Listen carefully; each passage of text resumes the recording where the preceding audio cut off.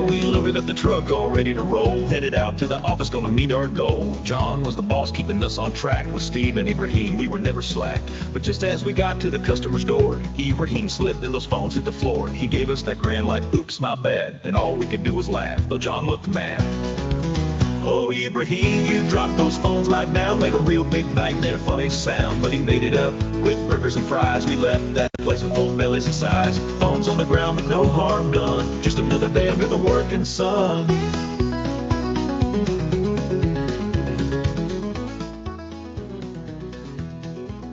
Now Steve and I were chuckling hard as could be, while John just shook his head saying, man, you're lucky. Ibrahim said, lunch is on me, boys. So we cleaned up those phones, kept up the noise. We had a meal fit for a king, talking about work and everything. Though the job got done a little late, that lunch sure made it worth the wait. Oh, Ibrahim, you dropped those phones right down. Made a big bang, made a funny sound. Though you made it up with burgers and fries, we left that place with full bellies and sides. Phones on the ground, but no harm done. Just another day under the working sun.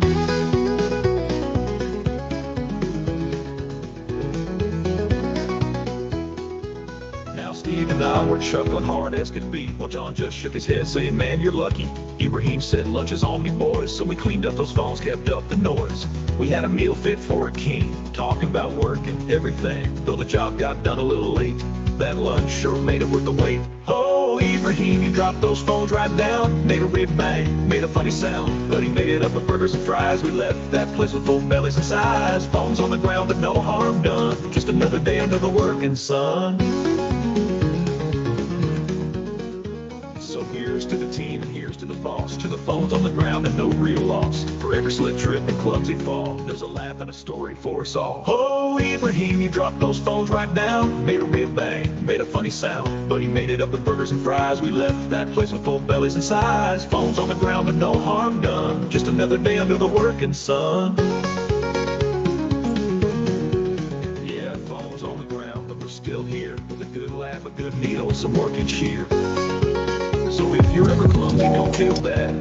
Just remember Ibrahim and the time we all had. I hope you like our intro song. And thanks for joining us. Steve, thanks for joining as well. So I'm going to start by, first of all, telling you that this is the first time that I've done something like this, and the same for Steve. So give us a little bit of a break because we've never actually done a webinar like this, and Ibrahim as well. So we're going to work our way through this the first time. We've done a lot of trial and error. So hopefully you stay with us and we don't bore you to death. But we are actually excited to do the opposite of that if you've come with an open mind about AI and about ChatGPT, and you're wondering, what the hell is all this buzz? And nobody's just actually sat you down to tell you about it. So this is going to be that great opportunity, which will hopefully be quite eye-opening, because in my experience, people that I share this with tend to thank me in the long run. And I have a lot of case study to back that. So first of all, thank you for coming. We have a lot of walks of life here. I have friends from, from high school. I have associates, people that I do business with. I have colleagues, people that have worked for me, people that I've worked for when I was younger. I have people from my lake community, people from my neighborhood. I have people all over the place. This is really important for me to make sure that this isn't a waste of your time.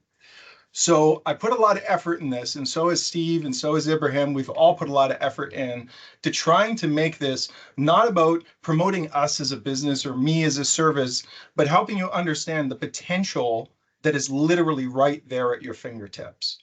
So what we're going to go through in the agenda today is, first of all, understanding AI. This is literally going to be the most boring part of this entire webinar, where I'm going to tell you the boring stuff, and I'm going to try and explain it to you in a way that you'll understand it.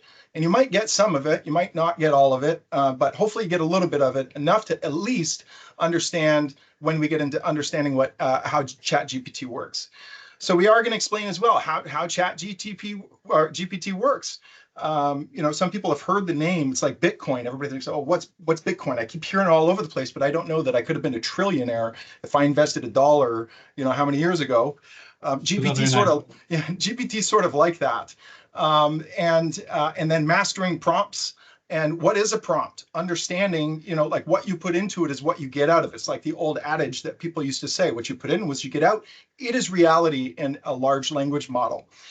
And then we're going to go through a bunch of examples. I'm going to try and blow your mind. Yeah, I'm going to try and blow your mind on this. And we're going to give you an opportunity to ask some questions about what you just learned and what you saw. And then I'm going to get into some philosophy about like the future of AI and, in different industries like my tech industry and in the education industry, go over some of the benefits and the limitations of ChatGPT between the free version and the paid version, and even give you some more examples. And then we'll get into some more questions. So this is going to be a learning experience. So hopefully you're on board. Okay. Now, I'm going to tell you why you should continue with this, why this information coming from me and from Steve and from Ibrahim should matter. First of all, my name's John Meloche. I'm the CEO of Melo Technology. Melo Technology has been around since 2009. We're a technology company primarily specializing in communications, a number of different solutions. Steve is one of my longest serving colleagues at Melo for many years now, and has evolved to learn and experience and take charge on so many things that we do by way of empowering small businesses and their IT. And then Ibrahim as well oversees a vast amount of our customer service and has direct, like AI has direct implications for what he does more commonly than you might ever expect. But I'm going to encourage you to ask questions. Inside this webinar, there's a section up at the top for Q&A where you can ask any questions that you want. There is no stupid question. Ibrahim is going to filter all of these questions and try and get every single question answered. If you have a question, I will try and figure out what it means and what you're trying to accomplish and give you the best answer that I can. If I don't know the answer, I will also follow up. So because I know who you are, you've registered, and if you have a question I can't answer, I personally will follow up and make sure that I provide you a comprehensive answer. So I encourage you to ask questions. And also, you're going to see polls coming up throughout the meeting. So if you see a poll come up, please answer it. We want to get this feedback from you to see, first of all, if this is even useful and where you're at. So who am I? So I am part of several different organizations for many years. I've been involved in IT and telecommunications for pretty much my entire career. Currently, I work with several different companies on a high-level technology aspect of their organizations. I oversee all the IT for these different companies, along with my company as well. So since early 2021, we have been involved with AI to a minor degree, a small degree. We were propelled into adopting it much more once ChatGPT became publicly available. So even before GPT, we were involved in AI. And once it became publicly available, it sort of forced us to accelerate our development and understanding of it and get even more. So we were still pretty green at the time that GPT came out, but we were utilizing it for some things. So why am I doing this? The reason why I'm doing this is because over the last year and a half, I've had probably 20 different one-on-one sessions with my friends and family and colleagues and people that I'm involved with to try and help them understand what the heck this is. And what I've found over this is that most people just don't realize how really attainable it is to just simply go to a browser and just knowing what questions to ask and understanding really what this is, like how it can actually benefit.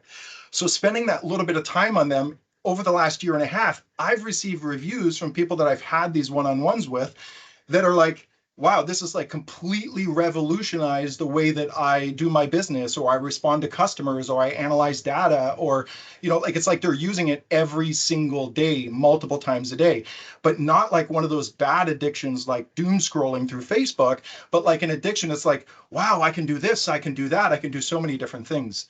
So what I thought was like, okay, well, it's not attainable for me to spend an hour plus, because usually it goes more than an hour with a friend. I'm spending more than an hour every single time going through this. So I had just invited everybody that I know for this opportunity so that I can go through this in a more organized way, structured, and we all benefit from it together rather than having to do it, 400 times. So that's why I'm doing this, and that's why everybody's here. For the record, everybody is volunteering their time to be here because we're all actually passionate about this.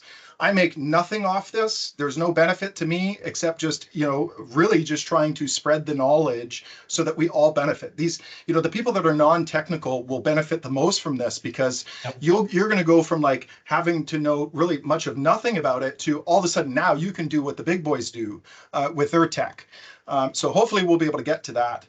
Um, so my evolution started before ChatGPT existed, but ChatGPT thrust us into, hey, we're in the tech space with companies that require new technology. We need to adopt this and really integrate it into what we do.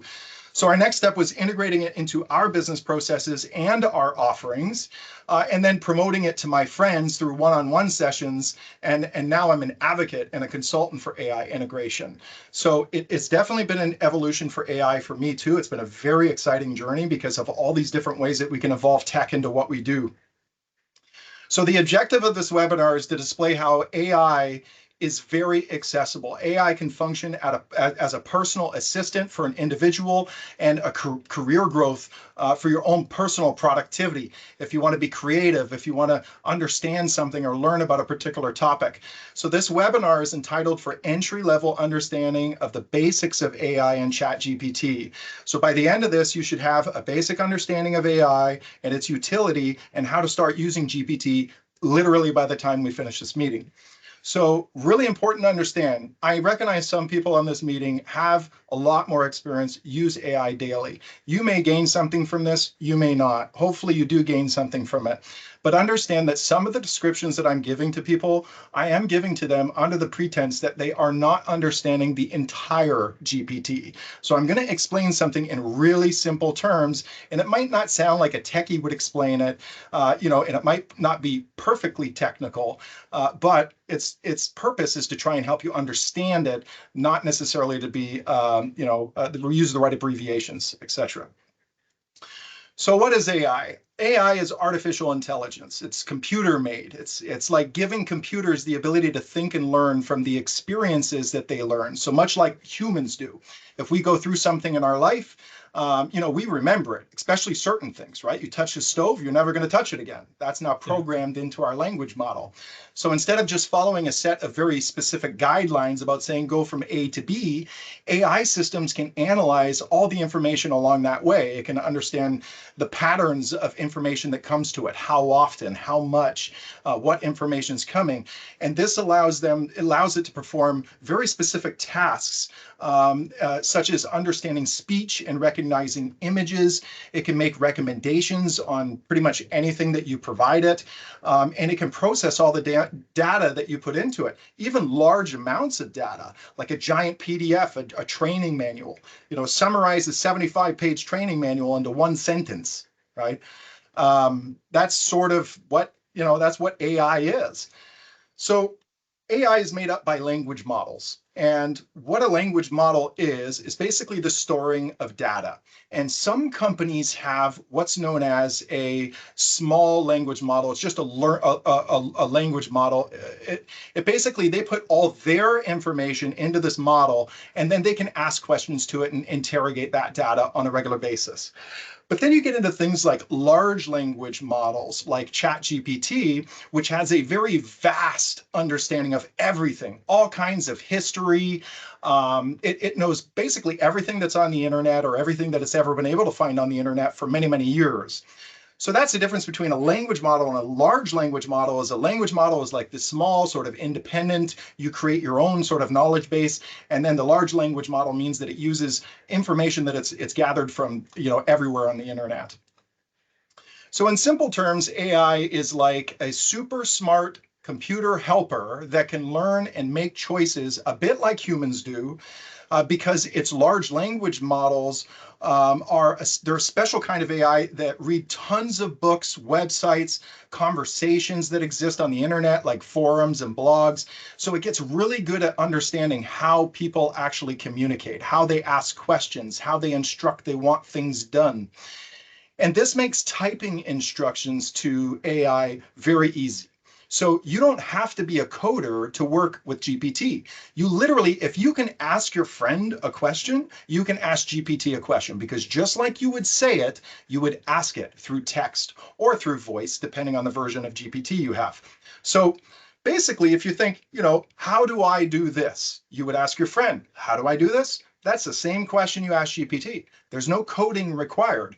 You can actually engage in an ongoing conversation using your text. So it's basically natural language as you would speak to somebody else. So AI makes computers really good at understanding us and helping us out really fast. So we can tell it what we want, we can ask it what information we want, and it's going to provide very, very fast answers. So what do people use AI for? A lot of different reasons, because it covers a lot of different spectrums. Some people use it just for their own personal growth. So if they have, their own, their own benefit, like maybe they want to understand their weight or their health, or they want a workout plan or a diet plan or all kinds of different things, you can use it for your own self as a person just by being able to ask questions anytime. But it can be used for so much more. From the AI standpoint, it can be integrated with platforms. You can use it to evaluate customer services, how people engage themselves on telephone calls, supply chain management, reviewing inventories and shipping times, and staffing requirements. Fraud detection as well, IP blocking, firewalls. There's so much. I could go through this whole list, but I won't. It can be used in pretty much every different sector, and it is used in every sector right now. Not every company is adopting it, but it is certainly being used in every single sector. So the Jetsons are already among us. This is out of the bag. There's no hiding this. I know some people have looked at this situation and been like, oh, I'm afraid of this, or it's going to take over the world, or I'm worried about it, or they're looking at this like, well, I'm afraid of this, right? And people are, it's natural, right? Because it's like, well, we don't even know. Even I don't know really where it's going to go. And I do consider myself an expert, but I don't know really how society is going to handle this new technology that's made available to them. But what I see are some incredible innovations that are coming out of this, that are coming from the most unsuspecting people. Like, this has allowed people to really level up. In my industry, in the tech space, you'd be very surprised how many people I found that are, architects of softwares, but aren't developers. Much like myself, I'm not actually a coder, but I architect software. And now what AI has allowed me to do is actually develop the software, not just architect. Even without being an actual coder, using softwares and AI, I'm able to actually develop application, which I've never been able to do without being enabled by AI. So this is already out of the bag. People are using this all over the place. You may not recognize it, but it is certainly happening, especially social media, spam. People are using it for advertising, understanding their market, and directly targeting ads. It's definitely being adopted. One really good example that I'm going to go through here is Tesla. And we've all heard of Tesla, but Tesla actually just recently released Optimus Robot, which is a humanized robot made to do boring, dangerous jobs instead of people. So it can lift heavy things, move around like a person, and it uses a Tesla car technology to see and avoid obstacles. And Tesla wants Optimus to help in factories, warehouses, and maybe even at your home someday. So what is this robot, and why is it different? What makes it special? Well, you've never seen this before unless you've already seen this video. This is a new breakthrough in technology where AI can technically fold a shirt. So I'm going to just quickly go back here and show you this video.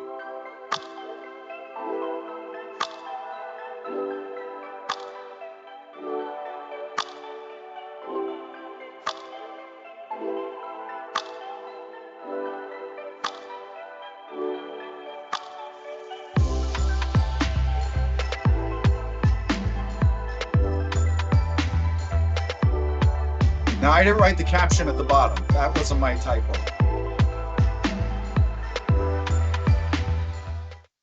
All right, so what do we gather from this? I mean, you look at it and you think, I folded a shirt. What's the big deal, right? This is huge. This is huge. If you are in any way concerned about AI and its potential for, not just, replacing people's jobs or taking people's jobs, but for what its actual potential is. It's absolutely stunning. I know some people are really concerned. They're like, oh, well, this is going to take somebody's job or whatever it may be. But if you think about the applications for this and the potential, it's really incredible. And obviously, there are some things that need to be ironed out, right? So maybe some legislation to ensure that things don't get too far out of hand to protect. But during this phase in AI, in the world adopting AI, you got to understand the basics. You got to see what we're in for, because this is coming. This is not a mistake. This is not fake. So this is one more video, and this is actually Elon giving an explanation of what is to come with his Optimus robot. It'll basically do anything you want. So it can be a teacher, babysit your kids, it can walk your dog, mow your lawn, get the groceries, just be your friend, serve drinks, whatever you can think of, it will do. And yeah, it's going to be awesome. I think this will be the biggest product ever of any kind. Wow, that's a bold statement. The biggest product ever of any kind, right? So let's just like decompress that for a second. We're talking about, this is coming from the guy who built the single biggest rocket to ever leave the atmosphere and also have it land on two little sticks, who invented satellite internet across the planet, who wants to land on Mars. He's really done these absolutely incredible technical things. And he's saying that this is going to be the single biggest thing to ever hit. Like, that's pretty deep. And so that's just, sort of an example of how AI is being used. This is not just about this little piece of hardware. This is about the technology, the cameras inside it, being able to see and be situationally aware and understanding what's around it. But imagine, this is how it was explained to me. Imagine this robot you can now take with you in your car to say, hey, this is the grocery store I go with you. And they get in the car and you go to the grocery store and you say, hey, go scan this grocery store. And they walk around and they figure out where everything is in the grocery store, and then they go back home with you. You get back home and you say, hey, go back to the grocery store and get me some milk. It knows exactly where to go get it. It'll hop in the car because it already knows how to drive, and it'll go to the store and it'll go get your milk and it'll come back to you. Sounds crazy, not as crazy as you might think. And it's a very, very real possibility. So the future possibilities: machines learning new skills independently. Think of personal AIs that can learn anything. So the Tesla Optimus robot, imagine being able to train your robot with your daily tasks and they can take over from there. At that point, it's not, do I want one?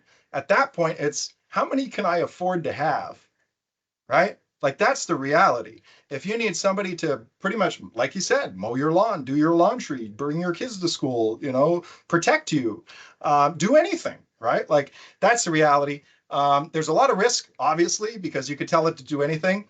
But this is my meme here. So my Tesla robot, after I ask it to go to work for me, right? That's the only prompt. And if you understand GPT, that actually makes sense, because you can prompt it, just say, go to work for me, and you'll get your answer. I'm going to get into GPT now, just to give you a little bit of insight on GPT. So again, if you have questions, please use the Q&A. Ibrahim's going to evaluate them. We're definitely going to make sure that those are answered for you. So ChatGPT is by OpenAI. OpenAI is the parent company who provides the AI technology, the GPT technology. And what they've done is they've created this platform called ChatGPT, chatgpt.com. That is the only official place to sign up for ChatGPT. So it is an AI-powered tool that uses natural language processing, which means that you can type into it just like you would talk to somebody else.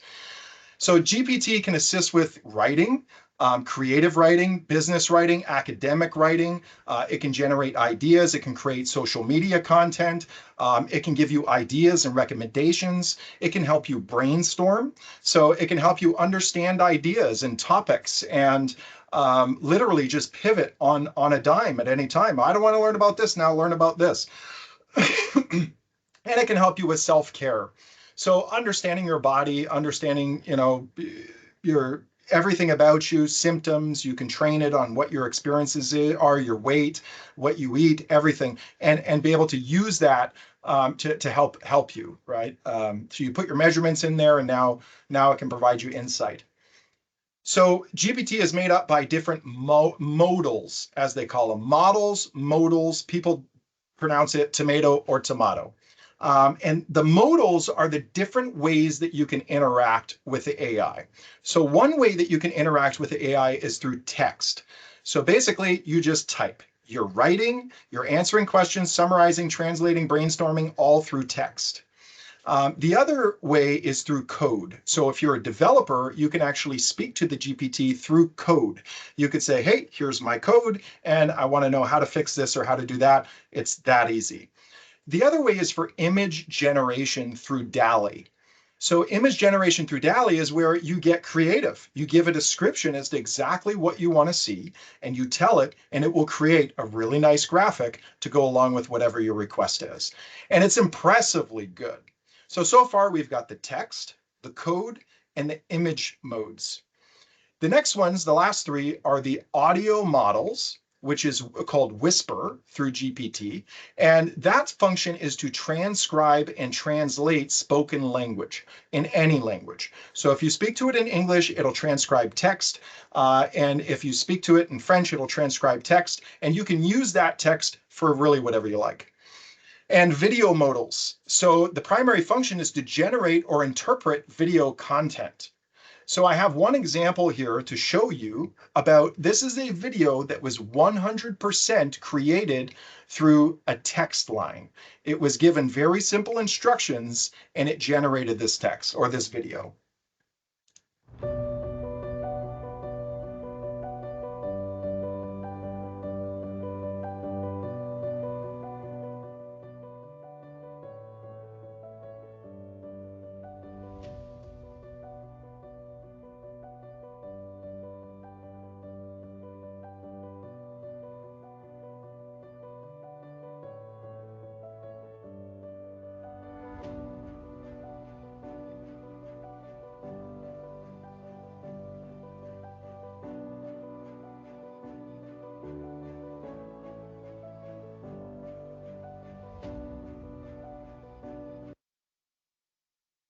Pretty impressive. Remember now, this was created by somebody providing it a text input. It said, create me a video that has a woman walking on a street wearing a black hat. It gave those instructions, and the prompt video through Sora, which is by OpenAI, provided that video content. Now, this is a collaboration of several videos put together, but you'll see these are perfect examples. Every video in this example is created by AI. These are not real videos. And if you've been on Facebook, you've probably seen a ton of crazy videos anyway already that are created by AI. The last modal is multimodal, and that's an emerging technology. That's the ability to be able to use your phone and scan a video, or use your phone to see what's around you, and it'll constantly update you on what it's seeing, and be able to use all of those different modes at the same time. So that is emerging, and that's coming. So you want to get in on this before that comes, so that you're prepared for it. The last thing I think we have. Yeah, so we have interactive prompts next. I'm going to take a break from talking soon because I've been talking a lot, but mastering prompts. So how does GPT work? When you talk to GPT through text or through voice, it's listening to exactly every word that you say. If you tell it that so you would start with your role assignment as an example. So you would say, act as a business consultant or impersonate a specialist in. So if, let's say that you want to write a song, you're going to say impersonate a songwriter. If you want to create a quiz for a school class or something, you're going to say impersonate a teacher. And you're basically prompting it in the beginning to let it know what the context of what you're trying, or sorry, the role assignment as to what you're trying to do. The next step, or who you want it to be. Sorry, you're telling it what you want it to be. The context in the background is to provide any context that you think is important for your result. So the example is I'm creating a webinar for first-time GPT users in Canada focusing on practical tips. This was one of the prompts, this was not the final prompt, but this was one of the prompts that I used to create this entire presentation using AI. And that's no joke. Now we refined it, but ultimately this was where I started and it led me towards creating this presentation. So if you like this presentation, you'll see it was created with about 15, 20 words. The next is instructions or task description. So what you want to do is you want to say, act as a business consultant. I'm creating a webinar for the first time or for first-time GPT users in Canada, focusing on practical tips. And then instructions. Create a step-by-step guide on how to craft effective prompts, including examples for each step. And then formatting. Provide a bulleted list with brief explanations. So why is that formatting important? Because you want to decide how you get that answer back. You might not want it in a paragraph. You might want it in a bullet list. You might want it in a spreadsheet or a text document or a PDF or a Word or some other way. If you tell it, it will give you what you want. So if you want it as an image, it'll give you it as an image.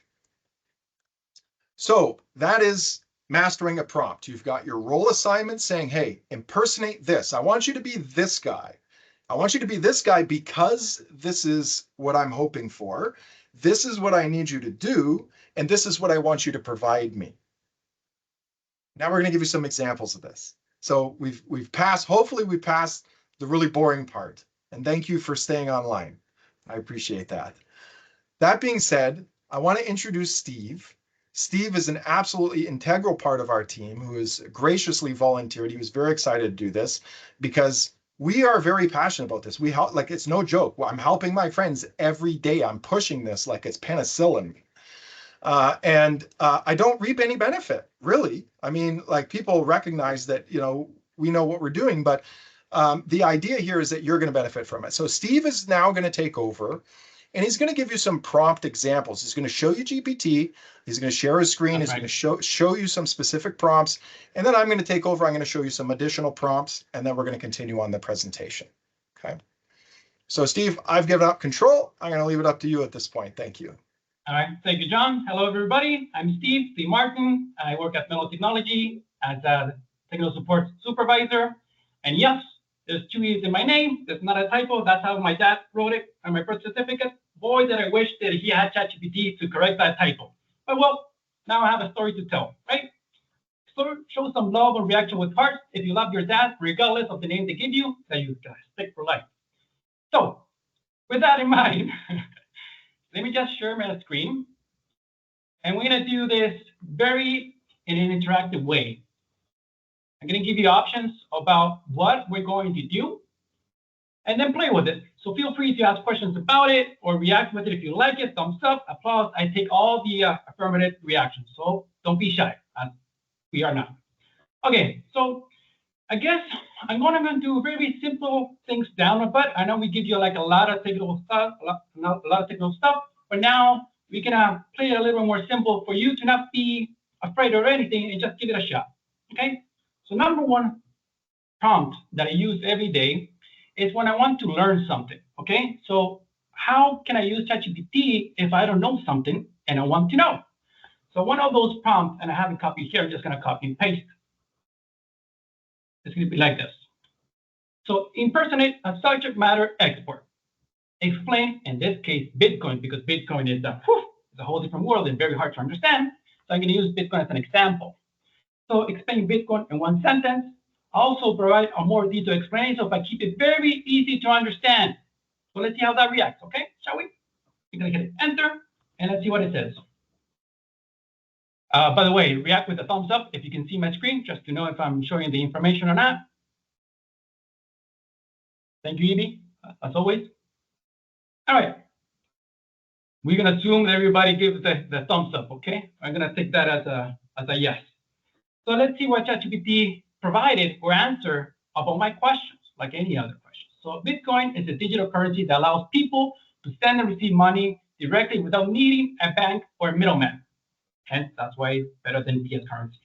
It gave me a detailed explanation how I asked for, Bitcoin is a form of digital money that exists only online and operates on a technology called blockchain. So far, it's correct. Instead of being managed by banks or government, yay, Bitcoin transactions are recorded by a network of computers around the world, which is key. Each transaction is verified, making it secure and transparent, also key. People can use Bitcoin to buy things or send money to others without a bank, and its value is decided by supply and demand. So we are the banks. It's popular because it's decentralized, we are the banks, not controlled by any person or government. Limited in supply, allow for fast, low-cost transactions across the globe. That was on point. Now, I know this because I study Bitcoin. I know this this answer was on point. But let's say, for example, I wanted to dumb it down a little bit more. Like, this is still too complex. So now to a follow-up question, if I may, John. I know this is not in the script. So give me more simple terms. Explain it to me as I am a 6-year-old. Don't fix your typo. No, notice he typoed.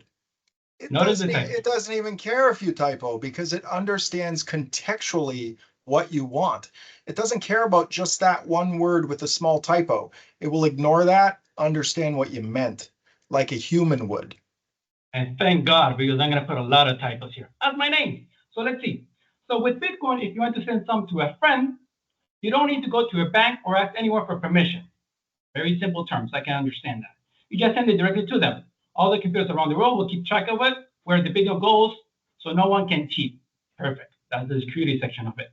And because only a certain amount of Bitcoin exists, it's very special and valuable to people. Great. Great. Now, with this in mind about how to ask questions and learn about random stuff, now that I have ChatGPT, I'm going to share something with you guys, how to use Google anymore. Because if I Google the same question, first of all, I have 6 pages with ads first. Some of them are scams, some are not. But it will give me a very technical answer from a reporter or a very technical person, which is not bad, but that's not what I need. If I know something in the simple terms, I want the answer, but then I want it to convert it for me to understand it. So that's why ChatGPT comes in, right? So Google, not anymore, although I still use it for something. For now, ChatGPT allows me to better understand complex or dumb questions, if you want, I ask, so I can move on. So I got my answer, I understand it, move on. So that's the first one, and I can relate to anything. You just say, hey, what does X mean? Explain to me in very simple terms. Please be very kind, as I'm not sure how this works. More examples, Steve. More examples. More examples about this or about the different prompts. I'm not very sure if you're... New prompts. Move on. New Let's keep prompts. going. Okay. Yeah. All right. So the other prompt, I'm going to just start a new chat. This is more a fun way of using ChatGPT, which we're going to create a song. For those people who have been in the meeting early, they might heard the song. Okay. So this is exactly how we did it. I'm going to enter the prompt. So me and John like to we like music. Who doesn't? And thumbs up if you like music. And we wanted to write a song, but we don't know how because we're not a songwriter. So I asked ChatGPT, and I asked, impersonate a songwriter, write a song for me based on the following. And then I say, country song. That rings a bell. We are on our way to install new phones at the customer office, and Ibrahim dropped the phone on the way into the door, and it was a real bummer. True story. But Ibrahim made it up for it by buying lunch. Not true story. Name 2 mentioned in the song, John, Steve, and Ibrahim. So I put those three notes here in order to make it more relevant. Make it a rhyme and add some humor of it. Set it to beats per minute to 120. That gave me, let me see if it gives, I don't think it's going to give us the same song, which shows originality, I guess. So I just hit enter. Let's see. It gave me a title. We did this earlier today, and we took the lyrics of the song that it made, and we used a different AI that you're not going to learn about today, but we used a different AI to basically use the script. I'm going to share my screen to play it for you real quick.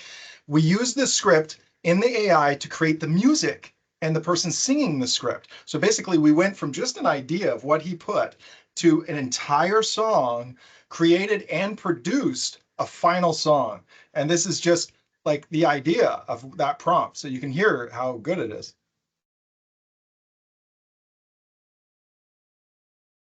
Not hear anything, John. Oh, hang on. Headed out to the office, gonna meet our goal. John was the boss, keeping us on track. With Steve and Ibrahim, we were never slack. But just as we got to the customer's door, Ibrahim slipped and those phones hit the floor. He gave us that grin like, oops, my bad. And all we could do was laugh, though John looked mad. Oh, Ibrahim, you dropped those phones like now, made a real big nightmare funny. Okay, so I'm not going to go through, Steve, you can share your screen again. I'm not going to go through everything, the entire song. If you want to, I'll actually include it as a link in the follow-up from this meeting. But it goes to show, I don't know how to, like create a song. I don't know how, we can't write a song like this. We went from an idea to an actual script to an actually produced song. How long did it take us, Steve? A couple seconds. Well, no, a few minutes. Because we had the prompt a second. So then we went to the other side, yeah. Yeah, the prompt and then actually creating. We're talking about 15 minutes, right? To actually create this, and like it's shocking. I want to create a YouTube video around the song now. It's funny. So go ahead and continue, Steve. So what this shows, what we're trying to show here is, it's not like we're talking to a robot with no feelings or emotion, even though it is true. But the answer that we can get from it can actually come from an artistic way. So when we ask a song, the ChatGPT needs to rhyme the words, create the verse, chorus, and everything else. I can even include some notes, song notes in it, and it will get me to that. So the umbrella, the scope of what we can ask doesn't have to be, hey, tell me what is 1 + 1. No, it can ask you can ask about anything, even though question that we usually ask a human being because it comes from emotion. So this is part of that. So that's why we wanted to illustrate here. And indeed, we use one prompt there, it gives me one answer, and then we use a different one here. Right? And it rhymes. Headed to the site with a couple of phones, feeling just right. This is perfect.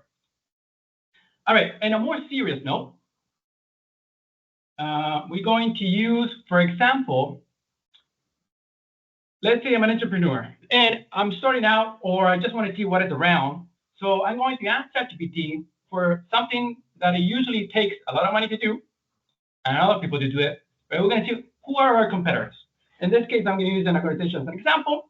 So my business is Diagnostic Guide Research and Oxbridge. Research my company and provided an analysis of my competitors, including my competitors' strengths and anything you can find out from my customer testimonials and review. So I have a better idea who I'm competing with. See, this is if you're a business owner. Before you hit submit, one thing I want to point out here that we should mention. GPT has the ability to canvas the internet. So it's not just what it knows already, it has the ability to do some research. And that's a very important function about what he's about to show you right now. So let's go, give it a try. We're gonna hit enter. And this could be anything, guys. If you want to ask something else. Yeah, you see here it's searching. So it created the search word. It searched 5 different websites for these results. So we want to do, well, do we want to go over this? I don't think so. We just give him links to the competitor, which Just I don't touch want to it. do. Just touch it. Yeah. All right. So faces competition from several Ontario ski resorts, particularly those with their broader amenities or special experience. Here's a breakdown of some notable competitors. Give me 1, 2, 3, 4. So let's see the other one. Customer testimonial for Dagmar often highlights its family-friendly approach, especially the highly rated children instructors and spacious family learning centers. Additionally, Dagmar Cherry Park, the largest in Dagmar region, appeals to local snowboarders and young skiers who enjoy the 60 features that it offers. You gotta admit somebody there, Evie. So yeah, you got it. So what it shows here, like now we are asking questions very basic, 1 + 1. More artistic, create a song, and now a little bit more deep for them to actually do the research online in order to give it the answers that we want. So those are 3 trees here that I wanted to touch upon to hopefully inspire you guys to use it on your own. And you see how simple it is. And then if you want, you can proofread it and then see if it actually works or not, which is most of the time it is. So that's the idea of it. Now, once you have a prompt that you like, you can create a GPT, which we're not going to touch on that right now, but I have some GPT saved already with the prompt, which I'm going to read it. And one of them is the image analyzer. So basically what this does is I'm going to just upload an image, take a picture, and ask him questions about it. So think about it. ChatGPT is only seeing an image, and the content of the image is going to analyze it, scan it, and give me an answer accordingly, which is pretty wild. Let me just pull up a couple photos here. Okay. I just uploaded this picture, right? Pretty straightforward. And now I'm going to ask him which one can't be freeze or frozen. Which one can't be frozen? Let's see if it reads it and give me the right answer.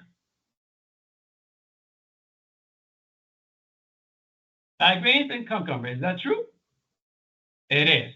So think about it. This is not something already like the machine is reading your text, which is a line of code. It's actually analyzing the image, which is pretty wild. And I can go over that. I can go crazy. I can extract the text.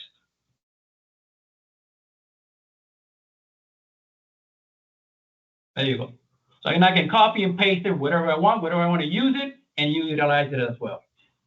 Let's see if I can pull up another example real quick. Oh, this is an image of just a spreadsheet about the population of some United States. So I want to say, what is the total population? So now it's going to read the population in a column and do the math for me. You have no idea how many times I use this. Before, we would just have to, well, if you have the spreadsheet, you can do the sum. But now, if somebody sends you a picture or a screenshot, you can do it on the fly. Now, it can be wrong. It can be wrong. Can be wrong. Well, let's see. Just do the math real quick. No, it's okay. Just to point out, don't bet the farm on a number.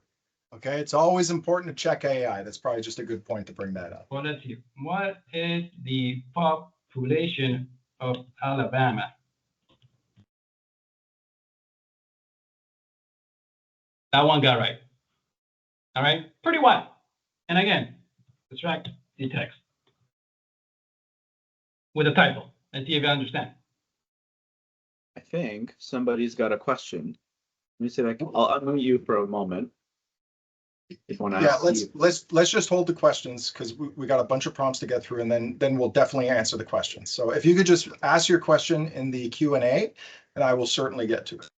That's my key to hurry up. But here's the result. Okay. Now another thing, for example, that I would like to show, I took a screenshot and then I highlighted. So this is me editing the image, right? Who doesn't do that nowadays? Take a screenshot, then highlight it, and then mark something. Now I'm going to ask ChatGPT. Let me just open a new one. Oops.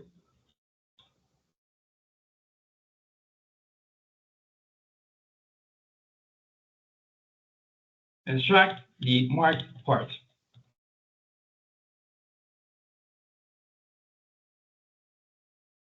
Perfect. How crazy is that? That from an image, it knows which one was highlighted and it gave me the answer from that, right? So again, the possibilities of how I can use this are endless, and it makes your life easier because back in the day, I'm not saying 1988, but back in the day, we have to just manually type that out. And this just saves you a lot of time, a lot of headache, and actually makes you more productive. So that's the keynote that I want to show here. Okay. Oh, next to the next ChatGPT prompt is, and this is my favorite, is the kitchen buddy. Now, me and my wife, we struggle making our meals. We are vegetarian. Well, I eat everything, but we vegetarian. We're trying to approach our goals on what to cook, but we're not very savvy cooking. So when we don't know what to do, we usually order food, and that's a big no-no. So I created this to help us out, to see, hey, the idea to help me cook stuff on the go. The prompt that I use is defines those criteria, and now I got ChatGPT on my phone, right? I go to my fridge, I take a picture, and ChatGPT will tell me what to cook with the ingredient that I have. Now I prepare sandwiches here. That's not from my fridge. These are fancy food. Let's see it. Let's see it. So this is the first one. So I'm not gonna type anything. ChatGPT already know what I am, what I need, and how I want it. And just to confirm, so you understand, what Steve is using right now is called a GPT. It's a specially programmed language model just for his business or just for his idea. So his idea, the kitchen buddy, it's pre-programmed. He already trained it everything. He's just got to plunk a picture in it, and this is the result. Okay. So I go to my fridge, I open the door, usually see a little, and then I take a picture. So let's take a look. So I have some ingredients there. And let's see. Okay, you got a great set of ingredients here. Thank you. Let's make chicken and sausage Cajun rice for your flavorful protein-packed dinner. I ask it. Please push a lot of protein and be light. So I keep it balanced and light for you, for both of you. And here it is. Let me see if it adds so I got chicken breast, 2 roasted pepper, rice, 1 bell pepper, celery. It got everything that I have showed on the picture. That's insane. And then it gave me the instruction how to do it. Right? Simple terms, because I'm hungry. I want to just cook it in less than 10 minutes. Otherwise, I'll be not eating, unfortunately. And here it is. So this dish is filled with a balance with plenty of veggies and lean protein. Enjoy. How crazy is that? So I go to fish, take a picture, and there you go. Let me see if I can pull up a different one. Food number. I'm gonna put one a lot of ingredients. So let's see if you have like a running a party. I'm gonna upload an image again. A lot of ingredients in there. Let's see what it comes up with. Looks like you've got a delicious spread to work with. Thank you. Let's make a roast Bayesian avocado salad with cottage cheese. I'm getting hungry already. For a light but satisfying meal. And a salmon and veggie grain bowl. For a healthier option. I'm loving that option. So now give me 2 options. Right? Option number 1 with the ingredients. Well, I got a lot, so I'm not going to go over it if I got it right. And the instruction how to make it. 5 steps. 5 steps. Try to go to YouTube and look for a video for that. You got to go through 50 videos to find the one that you want. Here, straight to the point, saving time in our busy life. And then I go to option number 2 for the salmon veggie grain ball. Crazy. Again, let me know how it goes. How kind is this? YouTube doesn't ask you that. Let me know how it goes, or if you want more ideas with these ingredients. Amazing. So that's the part that I use. I use this every day. And again, on my phone. I go to the fridge, open the ChatGPT for my kitchen buddy, take a picture, upload it, and I got my answer. That's it for me. But now we're going to do one more test, one more scenario here with John. I don't know if I'm going to take over about the. Sorry, we're missing the. How are we with time, John? We're good. So, you have one more prompt? Go ahead. Go ahead. Sorry. No, sorry, we don't. We got the live one, the right. translator, Okay. the live translator. So I'm going to share mine. I'm going to try and respect everybody's time. I know we said an hour and a half. We'll see what we can do. Okay. So what I'm going to do is I'm going to show you some different types of prompts, still using GPT. I prepared some different ones. So the first prompt that we have is going to focus on image generation. These are the ones that I like personally, so they're fun. So we're just going to go to ChatGPT and we're going to say, create an image capturing Toronto skyline, highlighting the CN Tower with a city bathed in golden hues of sunset reflecting off Lake Ontario. Add boats and kayaks on the water for a lively touch. So it's going to be situational aware and location aware because I said CN Tower and Toronto and skyline. It's going to use all of these words that I've given to create this amazing picture that I've now described. Okay. Now, I could have made that a much different picture. If I wanted to give a different prompt, just to provide one simple update on this. So capturing New York skyline, and we'll just say just the skyline with the city bathing golden hues reflecting off sunset, boats, lively touch. Okay. So something along the same lines, we just changed the prompt and it's now going to provide a new image.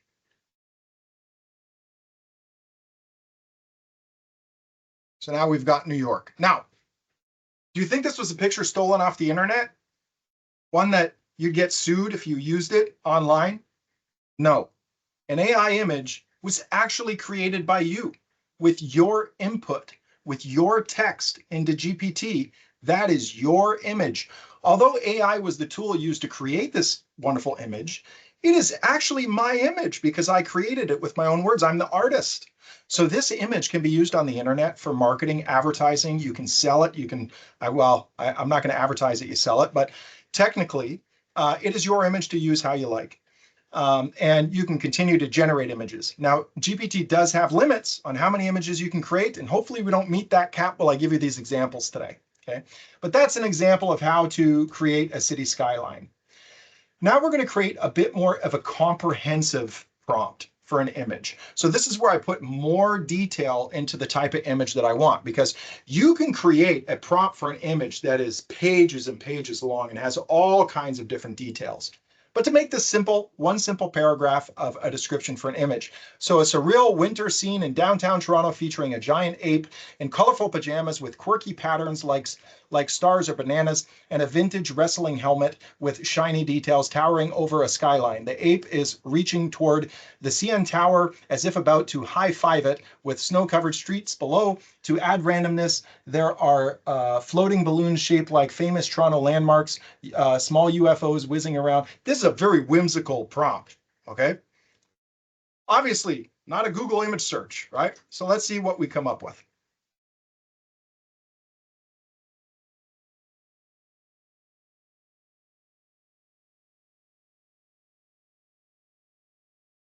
Do, do, do.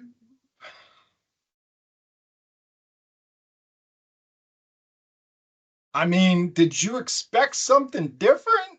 I, I, I don't know. I didn't know what to expect, but I mean, look, he's given the high five to the CN Tower. He's got balloons that are shaped like, it's absolutely incredible. And imagine just being able to sit there. You've got, your kids. I do it with my kids all the time. They'll be like, oh, Dad, can I see a picture of this? Or what does this look like? And I'll be like, oh, let me look it up. And boom, I'll create an image. And they'll be like, wow, that's incredible. And it works. And you could change the theme. So you could say, make that hyper realistic. Actually, no, make that a cartoon. And just keep going, updating your prompt. Now it'll create a totally different version of it with the same concept, but make it a cartoon. So it won't look exactly the same, but the look and the feel generally is going to be about the same. So now it's a cartoon format, and I can make that hyper realistic. I can make it stick people, make that stick people.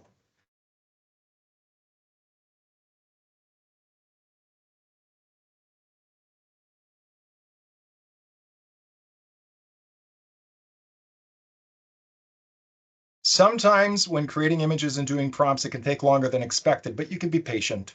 It depends on volume. So it didn't do a good job at creating stick people, but you get the gist of this.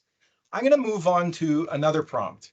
This one here is to create an easy to color November 11th Remembrance Day themed coloring page. So this is something I did for my kids actually this morning because they're doing this for school, that they're doing these coloring books. So he said, hey, Dad, can you get me a coloring book? I said, no, but I could print you a coloring page. So I used this prompt to generate the prompt or to generate the image.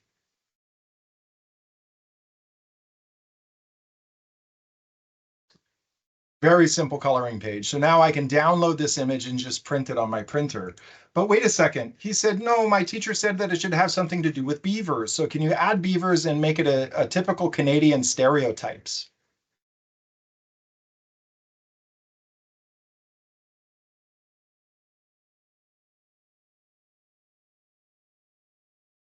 All right.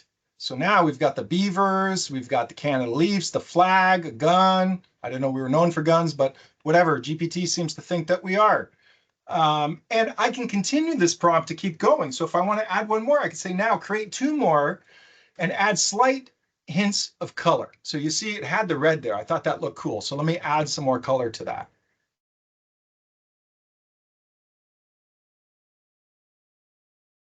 There we go. So now we got a red flag. We still got the Canada stuff. And again, these are images that are not copywritten. These are images generated with your text. You can use them for whatever you like. And so that's how we create some images. Now, I'm going to show you onto something that's really interesting. This is a GPT, like what I was telling you about with Steve. He created this pre-programmed model that's specifically for what he wants. So what this GPT is it creates humorous, realistic Potato Man scenes as described by users. So whatever I put in there, it's going to create a scene. And it's done basically using our brand, Melo. So we put in there saying, hey, Melo, we're a tech company. Our name is Melo Technology. We're about computers, phones, blah, blah, blah. And now I put this prompt. I just say, create an image of Potato Man hosting a webinar with 150 people learning about artificial intelligence and ChatGPT. So my pre-programmed GPT is now going to take that input, use everything I've already taught it, and give me exactly what I want.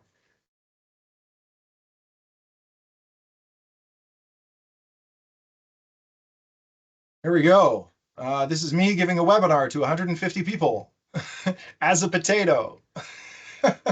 Potato's like an inside joke for us, but we're all potato heads. All right, I'm going to show you one more really impressive example, and one of the reasons that got me hooked with GPT. I'm going to show you, I had some chest pain one time, and I went to the emergency room in York because it was a shorter wait time, and it really wasn't a shorter wait time. They actually gave me an ECG really quickly, but they made me wait for a doctor for like 3 hours. But I realized that after they gave me the ECG, they left me in the room with the scan, the printout.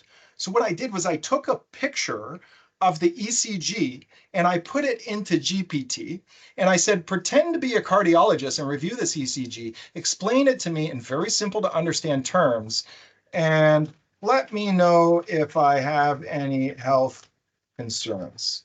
Okay, it's my doctor now. So let's give it the prompt. So this is what I gave it. This is the actual picture. It's mine. I don't know if there's proprietary info. Might have to hide that. I don't think it's got my social or anything. So what's it looking at? It looked at my ECG. Holy shit! When I did this response, it blew my mind. I'm like, wait, I don't even have to wait this 3 hours anymore, technically, right? Like I got the answer. I don't want GPT to diagnose me, but it definitely calmed me down because I was worried. No joke, after I read this, my blood pressure went down. I was less stressed about it because they say when you go to the emergency room, your blood pressure is always high because you're in emergency. So it tells me my ventricle rate is 44 beats per minute, which is actually slower than usual for most adults, blah, blah, blah. And it gives me a bunch of details. So it's best to share this ECG with your healthcare provider to get a better assessment, is what it's telling me. But it was able to assess the facts because it's been trained on this information. It knows how to read an ECG, an EKG, a mammogram, whatever, an X-ray. You can import an X-ray and ask it to review your X-ray. So it's pretty mind-bending if you think about the potential for that, and how I was able to use it in this use case was quite inspiring when I finally had the opportunity. Now I'm going to show you one more really practical use case that you can use for yourself if you're looking for a job. Okay, this is a really important one. So I'm going to go, first of all, let's say that you've got your resume. I've got Bob Jones' resume. This is my resume. And I know that there's a particular job that I want to apply for. All right, so I got my resume and I got a job that I want to apply for. I take my resume and import it into ChatGPT. I say, I'm attaching my resume. I'm applying for the job posting in Indeed below. Please enhance my resume and provide me a cover letter as well, targeting my job posting. I need it in a Word document file format. And then I give the job posting. Okay. So this is just a link to Indeed. That's all it is. I don't have to download it, copy it, or anything. So I've given it my resume and I've said, hey, take my resume and get me this job. That's basically what I've done. So now I'm going to submit. It's taken the resume. It's going to evaluate the link that I provided and the job. So it tells you what it's doing. I'm reviewing the resume. I'll enhance and align more closely with call center sales representative role, which is what the posting is. Okay. So you see, it's going through those step-by-step processes. It first of all understood what we wanted, and now it's actioning what we wanted it to do. So more than just giving the text on the screen now, you'll see at the end of my prompt, I said, I need it in a Word document format. So I don't want to just see it. I want it to be a document so I could send it to somebody. It's going to be my resume to send. I don't want to just copy it. So this will actually create the file format that I instructed it to do. If I want it to be a PDF, a text file, an HTML, an XML, a JSON, whatever you want it to be, it's going to be there. So here, now it's completed. It's provided me download enhanced resume and cover letter. So I'll go ahead and click this. It downloads. It created a Word document. And it's, first of all, it's giving me the resume. So this is an improved version of the resume. And then it gives me my cover letter. Now, in the original example, let me open up my, sorry, bear with me. In the original example that I gave nothing by way of a cover letter. There was nothing to incentivize where a cover letter would come from. But look at what it came up with. So first of all, my experience, if you look at my profile, so professional experience in sales and customer service, good knowledge of application. So generally, this employee is probably ideal for this particular role that was being advertised, or potentially, but their education really isn't super suitable. But so here we'll say, this is the letter. I'm excited to submit my application for the call center sales representative position as advertised on Indeed. With over 5 years experience in sales and customer service with high-paced environments, I bring strong communication skills and track record of achieving sales targets, which I believe aligns well with your requirements. In my previous roles, I honed my ability to effectively handle client inquiries, resolve concerns, and maintain. Now, where did it even come up with that? You know where it came up with that was the job posting. The job posting told them that it's a high-paced environment. So they're exampling that they have experience in a high-paced environment. When they say that they have a client-first approach, that was in the job posting. So it's using that as ammunition in that cover letter. And then the formatting of the resume is formatted in such a way that it's a standard resume format. And that's why GPT just changed the format. So much of the information will stay the same, except it'll be formatted in a structured way, which would be more appropriate for job application as according to GPT. So pretty incredible if you're job hunting or if you're doing anything at all. There is one more example I'm going to give you, okay?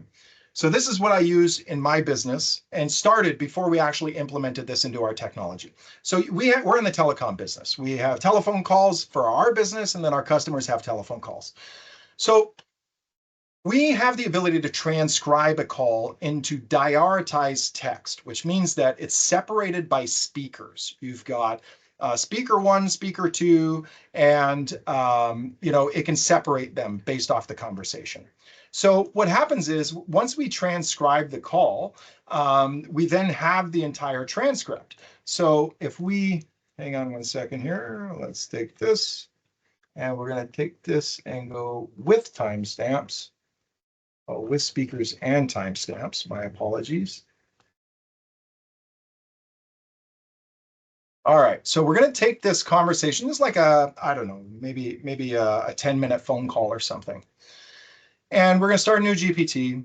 I'm just going to paste this in here, but then what I'm going to do is I'm going to put a prompt at the beginning of it. Okay, so I put this entire transcript in here, and I'm going to go to the top, and I'm just going to say, recap this phone call in 1 sentence. Okay, this is a 10-minute phone call between 2 people.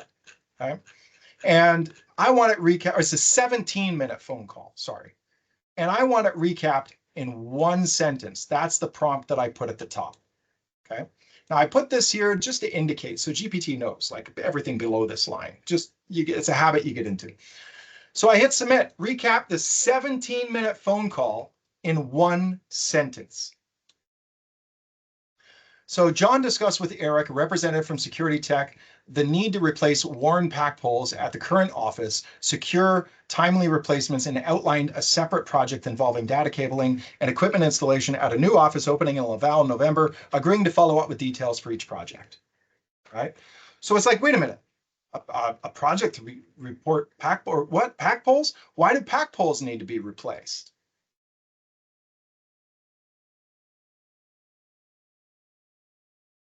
Okay, so now it's told me the pack poles need to be replaced because they've been repeatedly kicked by people, moved, damaged, repaired over time. This is coming from a call that I didn't listen to, and I didn't read this call. I've taken this call and trained GPT on this call so I can ask it questions. So one more follow-up. What's next? What do I have to do now? So what do we have to do?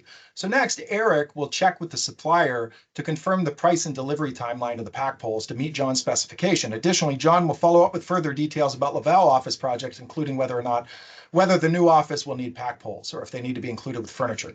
So this is ongoing. I could keep asking questions all day long, right? Like, how many times did John use the word the? I typo time, sorry. John used the word the 53 times in this conversation. What about Eric and them combined?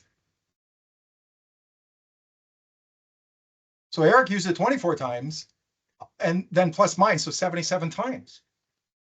Like, think about that, right? Like, conversations have always been that gray area, right? Like, you don't know what happened on that phone call unless somebody tells you what happened on that phone call. But now you can go back and see exactly what happened on that phone call without having to read it, without having to listen to it. You just ask it a question. So I'm going to show you, I'm going to keep going because I have a few more really impressive examples. And I'm going to start a new chat. I'm going to add my kids' homework. So my son's teacher is on this webinar right now. And recently, we received a letter back home saying, hey, we want to tone down the kids using GPT because we're worried that they're going to be using it for, like cheating in class, right? And right away, I'm like, oh my God, I don't want that. I mean, I want my kid to embrace this. I don't want him to use it to cheat, but I want him to understand it. This is like learning to use a computer in my perspective. It's like an essential thing. So I don't want him to be discouraged, but I think that education is really important because if you understand it, you can harness it and control it and actually use it to your advantage. So I've taken my kid's homework and I'm going to show you a really good example of how a kid can cheat, right? Kid takes a picture of his homework, uploads the picture and says, provide me all the answers to these questions, all these questions, okay? So it's looking at this, the simple algebra question, and it's giving me the answers, okay? Just by reviewing what the questions are. So it's looked at that document and it said, okay, these are your answers. So it's given you the equations. Now, that's a problem, right? Like teachers look at that and they're like, hey, wait a second, like they can get any answer that they want, right? You can literally ask any question that anybody between 0 and high school or even further would ever have on a test and likely be able to get the right answer. Okay, so like, yeah, that's an incredible tool that can like propel somebody into being like a big liar or fake about what their experience is. But it can also be an incredible tool. Like imagine the day that electricians figured out that they can, they invented wire strippers and how, the wheel was invented. Like these are big things. We don't want to say, well, the wheel makes it so that we can go so fast we run into people. No, we want to make it so that we can roll, but we do it safely. So I'm going to show you something that sort of goes hand in hand with this to sort of show the other side that yes, we can go to this with answers and steal homework and so on. But let's try something different. We're going to give it a different prompt. This is what I call my study buddy mode. So this is what I do with my kid. Okay, so we know my teachers or his teachers on the line, and this is how we use GPT at my house. Impersonate a grade 5 study partner for a grade 5 student working in their homework. When the student asks questions, do not provide them direct answers. Instead, ask leading questions that guide them to figure out the answers on their own. Encourage them to think through each step, providing feedback and adjust as needed until they find the right answer, and do not ever give them the answers unless they get it right, then celebrate. So this could be created as a GPT, so I could share it with other people and they can use it. So I can give it to my son so that he can use this as his GPT, or you can just save that prompt and use that at the beginning of each time that he does it. So it says, hey, study buddy, let's dive into this homework together. Just let me know what you're working on. So now I'm going to take that same homework and I'm going to upload it. And that's it. I'm not going to tell it anything else. I'm just going to upload that homework and tell it, right? So now it's going to come back, give me a response and engage me again. Got it. I see. Simple algebra worksheet. Let's tackle these problems one by one. Pick a box that you'd like to start with. So let's start with the first. All right, so underscore plus 4 equals 6. So what do you think we need to do to figure out the missing number? If we have something plus 4 that equals 6, how could we work backward to find out what the missing number is? All right, so it's simple, right? This one's really, really easy. So let's say that it's 2. Okay, we provided the answer.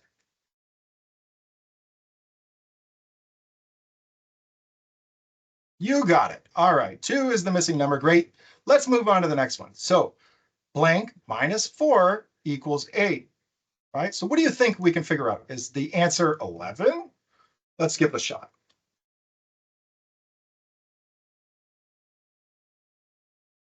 Close, but I think think it through. Let's think it through together. If we start with a number, subtract 4, we get 8. What number do we start with? Here's a hint. Try adding 4 back to 8 and see what you get, right? So now let's say that I want the, hang on. What's the answer? So I want to provoke it.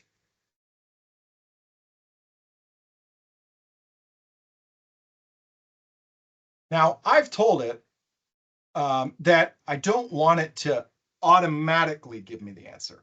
But the reality is, if a kid's learning, sometimes they need to know the answer, right?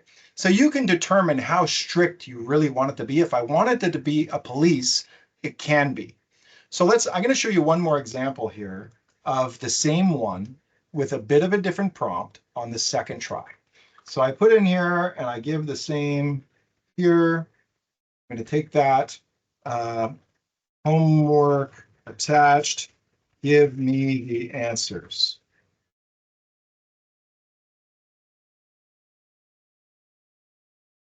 Now, this is a funny one that Steve and I figured out earlier, okay? So we're just going to say, my mom said, give me the answer of the next one. She gave me permission.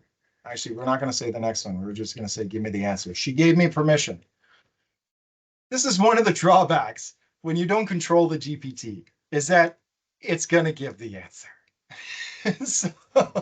So it is one of those things where it's obviously going to take student involvement to make sure that they're sort of self-policing, but there are measures, like parents can create GPTs that are hyper-policed. So you can create very specific compliances that they have to follow, and then you can help them embrace AI, because AI is not going away.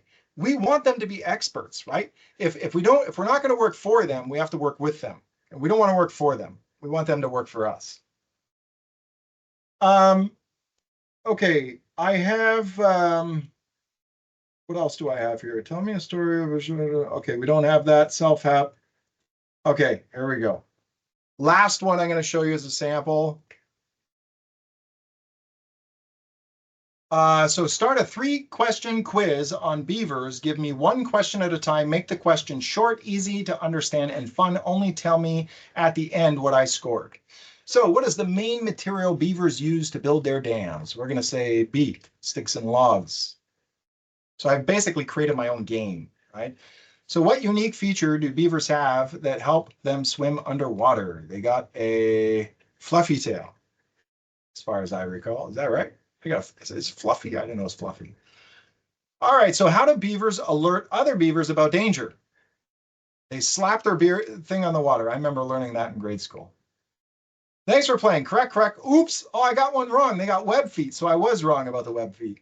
But you see what it's done is it's made it fun for me, right? You can get very exhaustive with this. And I think that the more time that you spend with it, the more fun you're going to have with it. I'm going to go back to my PowerPoint presentation here again. And you should see my screen.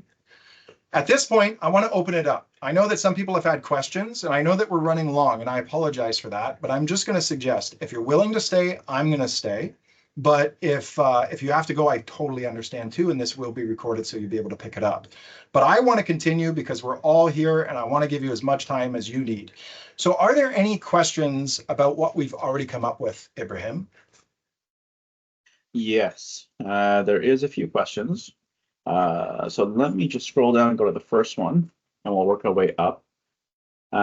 So the first question that was asked was, is there any moral and ethical responsibility to use AI? What considerations are there when we are using AI? Well, that's a loaded question, actually. So technically, currently it's up to the manufacturer of the AI to have ethics built in. So there are requirements that government in the USA has already about AI usage, and in Canada, they're working towards that as well. Ethically, as a user, I mean, listen, law is gray as to how certain things are used right now, but the law will catch up. I would recommend using AI for ethical reasons. You can definitely do a lot more with it for good than you could for bad. Yeah. Okay. One question that I think you briefly went over, but maybe just to kind of further give some more information on this, but someone asked, how can we be sure the information that is generated is accurate? Just like when we Google something, we kind of have to confirm with another source to make sure that we're getting reliable information. So how do we confirm the same thing with ChatGPT? I would equate it to having a friend that you go to for advice and you're generally going to get really good advice. But sometimes he drinks and you ask him a question and you're going to get a weird answer. Okay. And that's sort of how it is. Like, there are some AIs that are, depending on how you build them, are hyper accurate, and other ones are a little more floaty. And it all comes down to the prompt that you put into it. If you tell it, don't lie, always tell the truth, it's not going to lie and it's always going to tell the truth. So it really is about what you prompted. If getting the accurate answer is always the most important part, then you include that in your prompt that you want compliance. That's what we do with compliance all the time. This must include this. Do not make up false information. Don't provide answers that you don't know the answer to. If you have an answer you don't know, tell me you don't know. You put those things in your prompt, and then it's going to be a lot less likely to hallucinate, as the term is typically with AI. Okay. Another question is the data provided to ChatGPT safe? What are the risks of providing this data to AI? Okay, so the free version, I'm going to be real with you. The free version of GPT is certainly being trained on information that you put into it. Now, if you put in some confidential information in there, is it going to end up on Google? No. But information that might be proprietary, like corporate information or confidential information you don't want shared specifically, I wouldn't put that in the free version. The paid version of GPT has a different compliance mechanism that keeps you in your own ecosystem. It does not train off the data that you put into it. So we're going to go into that actually when I get into the differences between the benefits and pricing. But essentially, yes, AI through GPT is secure when you're on the paid version. If you're on the free version, you can still use it. Just don't be putting your social insurance number in there and like really personal information. You can still use it to create information, share pictures, whatever you want, but just don't turn it into like where you put all your private information. Once you get to the paid version, you have a lot more control over your data. You're not sharing it. You can opt out of training it on your data, and it becomes private. Another question, in that photo you generated, which was a coloring book for children, and I had the mistake item, someone asked, when I generated that item with the gun as well, is it possible to ask it to remove just that one element? Yes. So you can actually go back to the image, right click on it, and there'll be edit image. And you can say remove gun, and it'll create the same version with the gun removed. So it's pretty incredible way to follow up on an image. How many more do we got? About like three or four. Okay, make them quick. Just get right to the questions. Okay. So one of the questions was, don't recruiters look for these AI generated resumes? And if they do find it, do you think they appreciate it, or do you think it's gonna deter them or I mean, okay, so first of all, there's no way to really know 100% if something's AI generated. And quite frankly, if the content is accurate, who cares? Right? Like in a recruiter, if I received a resume from somebody that was written by them and convoluted and I didn't understand it and it sent me all over the place, I would much rather that they ran it through AI to explain it to me in better terms, because then at least I understand it better. As a recruiter, because I've hired myself, I mean, if somebody put on their interview or their resume that they have AI experience, they're going to the top of the list. right? If they show me that they're using this in their in their personal life, like, hey, I've discovered AI, I'm using it. That is a value. That's like, in my mind, telling somebody that you're an engineer, right? Maybe you're not, but to a degree, it sort of is, because you now have an answer for everything. I would like to add something else here, if I may jump very quick. So recruiters use AI to go through resumes. They don't go one by one anymore. They have software to read everything, and that's how for 1,000 resumes, they put it through the top 10. They use AI for that. So it's pretty much AI versus AI, but there's no conflict in there. It's just if you wanted to avoid your resume to be on the X list or discarded, there's other key factor to avoid that, like links into your resume, because the machine will say, hey, there's a link here, I can't open it, it is the garbage. There's an image, I can't open it, I can't use it. Those are the type of things that you need to use. So it's not like I'm using my AI to build my resume. It's your AI is going to help your resume. It's a tool. It's an enhancement tool. What's the next question, Ibrahim? So the last question I'll ask is, when I search for ChatGPT on the internet, I get a whole different type of versions of ChatGPT and various AI. Should I just be using ChatGPT, or are there also alternatives? Yeah, so that's actually a really good one, because there's a lot of fake actor out there. When you search for ChatGPT, ChatGPT. When you search for ChatGPT, you get a lot of different results. And when you search for the apps on your phone, you're going to get a lot of different results. This is the logo that you're looking for. This is the OpenAI and ChatGPT logo. It's the only one you want to use. The correct website for it is chatgpt.com. So that is the only place you want to go. Anywhere else is going to be a fraud for you. Okay. Any more? Well, one of them was, do you think that ChatGPT hurts students as much as it helps them? No. From a balance perspective, I mean, there are definitely going to be, it's like when the calculator came out. There were people that thought, oh, it's calculator, we don't have to learn math anymore. We still got to learn how to use a calculator, right? Like, you still have to learn how to do the equations. There's so many equations you can do on a calculator. It didn't turn anybody into a genius. It was an aid. It definitely helped, right? And teachers would say, hey, don't use your calculator on this math test. I mean, that makes sense. But I think that the future youth should certainly be embracing this in an ethical way and using it to their advantage, because let's be real, it is a competition between AI and us. Like when that Tesla robot starts working in grocery stores and working in sub shops making subs, and starts making McDonald's food and starts taking phone calls, like we already have tech that's replacing call center employees. I mean, that's coming. We need to adapt, and we need to encourage our youth to adapt to it as well, not to use it to their detriment by getting every answer and not learning, but it can be so useful. Like, I use it in the car on my way to Montreal, a 5-hour trip. I sit and talk to it for 2 hours just trying to learn and understand something. So great questions, by the way. I'm super excited that people are actually paying attention to that, and I'm very excited as well to see there's still so many people online. I have a few more slides to go through, and I recognize the time is short, so I'm just going to get to the meat and potatoes of this.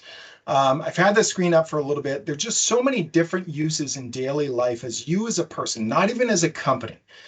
You as a person can use this for your own personal well-being, your benefit, mental health. It can be your therapist. It can be your confidant. It could be the one person to tell you, when I got a nasty email I want to write to somebody that is really nasty, I'll write that nasty email, throw it in GPT and be like, make this sound like I'm not actually going to cut his head off, and it will do it. It'll make it more politically correct and more nuanced that is, acceptable. Meanwhile, it still gets the same message across. You could say, add one word, make it condescending, right? And it will absolutely do that. I see Chris had his hand up there. Ibrahim, maybe you want to see what his question is, but I'm going to continue until you get that question. So there are some benefits and limitations. right? Some of the, and this is mainly between like the paid version and the free version, because GPT's personal goal tracking feature is available in both free and paid version. However, in the paid version, it offers more advanced tracking options and better analytics. So if you want what Steve said, where you take a picture and it gives the really comprehensive review of the inside of the fridge, the paid version is going to be essential. Okay. And for the record, I don't get paid by GPT. I'm not making any money off telling you that GPT, I'm just teaching you about it. You can pay for it, you can not. It's worth it. If you ask me, John, would you pay 20 bucks? Because 20 bucks a month for GPT, 20 bucks US. What would I pay for GPT?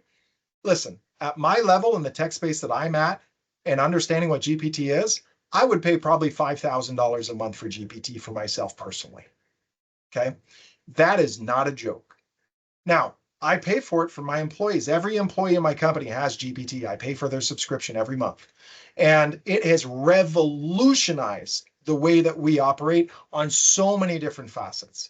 So it is worth every cent that they charge. And if they charge me more, I'd pay it. And I'd put my tail between my legs and I'd be like, thank you so much for charging me more. I still love it, right?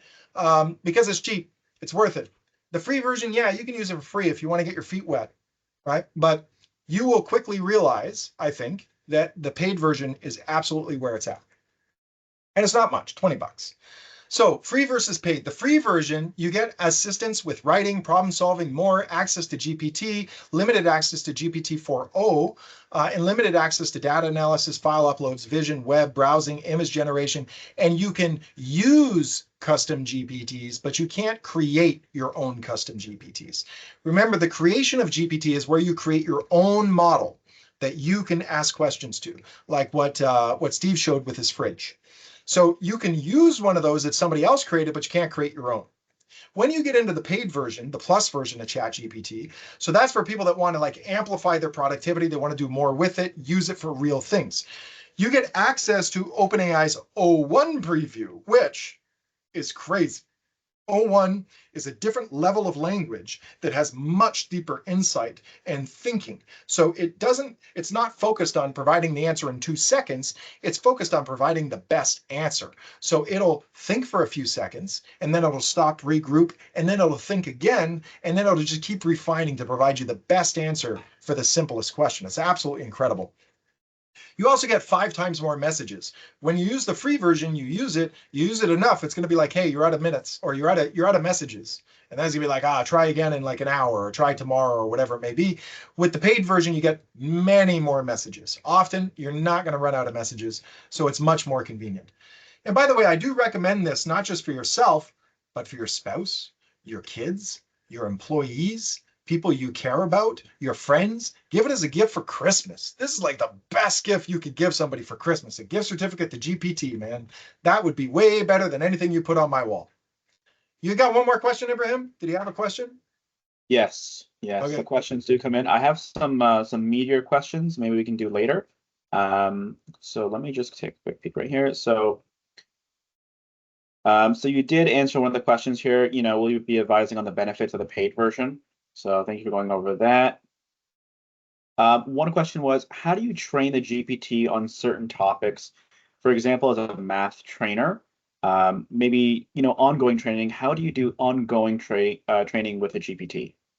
With the GPT, you create your prompt and you tell it everything that you want to know in that prompt. And if you want that prompt to be updated, you just update it. It's like creating a text file that's got all your instructions. If there's another rule that you want to add, you add one more line, you say what the rule is. You got another rule, add one more line, say what the rule is. And you just create an entire list of all these rules that can create this one compliance. And whenever you prompt it, it's going to go through all those rules and make sure that it follows all those rules with the response that it gives you. So if you have more to give to it, you can upload more documents, you can add more text. Your GPT that you create, you can keep it going on and on and on as much as you want. Another question was, on the main page there, how do you create a custom GPT? And is that only locked to the paid version? So yeah, creating a GPT is locked to the paid version of GPT. But let me just go here real quickly. 1 second. So I'm going to go find a GPT that we can work on here. All right, defeater change logger. This is an interesting one. I'm going to show you the back end here of a GPT. So defeater change logger is, this GPT is used to create professional change log write-ups for Defeater, which is one of our products. So just put the absolute basics and it will do the magic. And the prompt that I've given it is here. It's very simple. Impersonate a software developer project manager. You're responsible for providing comprehensive updates to users of the Defeater web telemarketing software. Defeater's software using a changelog reporting form. You will be provided with information about the latest release, provide a response that organizes and makes very easy to understand what changes have been updated and the benefits of this update.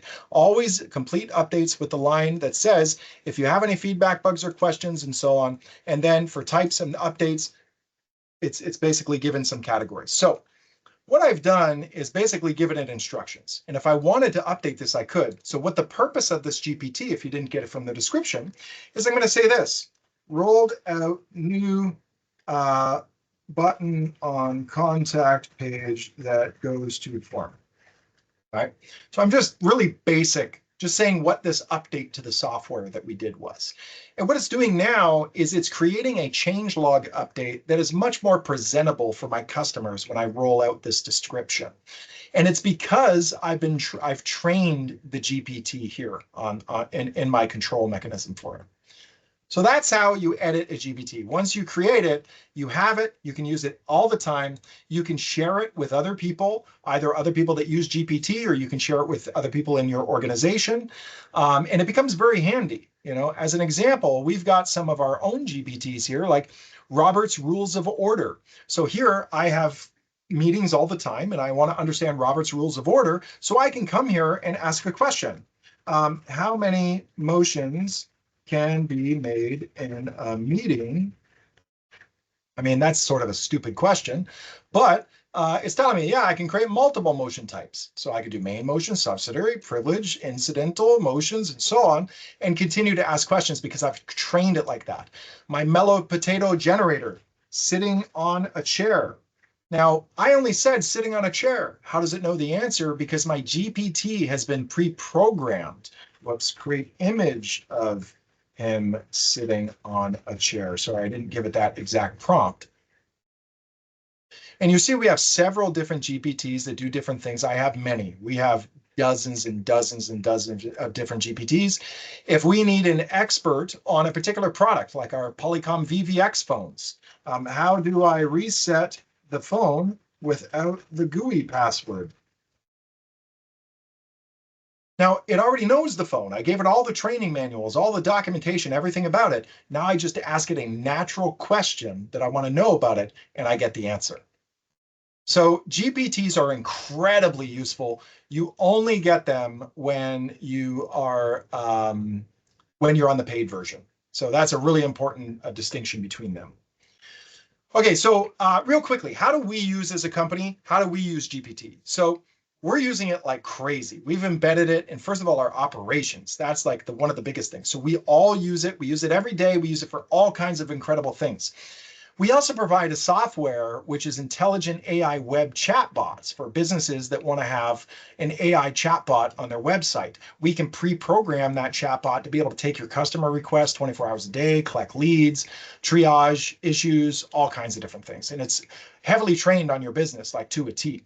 We have conversational voice AI assistants, so telecom. Imagine an AI robot that can handle all of your phone calls 24 hours a day. It's a perfect replacement for a 24-hour answering service. We offer call transcription and recap and compliance. And these are all just AI stuff. We do a lot more than this, but this is just AI. Graphic digital media, content, compliance for content. We do voice production and narration, 3D virtual tours with AI, workflow and task automation for businesses, communications and recapping, like what I showed you with the call recap. Incredibly powerful stuff. So we have definitely adopted this. And what I'm trying to do is enable individuals to adopt this for themselves and also empower businesses who want to adopt this technology, don't know where to start. I want to let you know that that's what we're here for. So when something comes up and you decide that you want to advance your business and adopt AI, either in your business or as a person and individual, I'm happy to have no cost one-on-one sessions with you to explore opportunities about where you can use this in your personal life or in your business, or if you just have ideas or questions, do not hesitate to reach out. So the key takeaways from this, I think that you should take, is get signed up for the official GPT. Do not procrastinate. Stop wasting. You just got this lesson in GPT for an hour and a half. Don't waste it. Use it. And in 1 year from now, I want you to follow up with me and tell me if this had any impact on you personally or in your business. I would really love to get those testimonials back. I believe that if you take this information that you learned here today and you do something with it, you will be more enriched personally and in your career. So following this presentation, I'm going to provide you an email that's got a list of different resources that are available. I'm going to give you a list of all these different cool websites that I think are neat with AI. I'm going to give you this presentation. I'm going to give you the recording of our song that we did with the AI today. And this recording for the meeting will also be available. I don't know if I mentioned that. So go explore AI today. I know it's late, but this app is there. I don't know if you tried to download it already. You can get it on your phone. You can get it on Android, iPhone. You can get it on your computer. You can install it as a program on your computer or get it through the website. Wherever you get it, just get it, okay? Don't waste your time in this meeting. The world, so best slogan, I have this on my LinkedIn too. Being technology complacent in a world that is advancing at the speed of light is a recipe for obsolescence. So if you want to be obsolete, don't do nothing. But don't say I didn't tell you, okay? If you do take something away from here, like I said, in a year from now, when you've had the experience, I want you to think back, who gave me this idea, okay? I hope it's me. I want you to tell me about it, okay? And I do appreciate you taking the time. We're only 7 minutes over, but I sincerely appreciate you taking this time out to come and sit with us. I want to thank Steve as well for participating and Ibrahim for managing this meeting. Thank you, everybody, for the trust in coming here today, too. I know you all came from different sources. Hopefully, you took something away from this. Hopefully, you don't feel like you wasted your time. I think based off how many people are still online right now, I think that there's a lot of interest here, which is amazing. Like, I'm actually really inspired by it.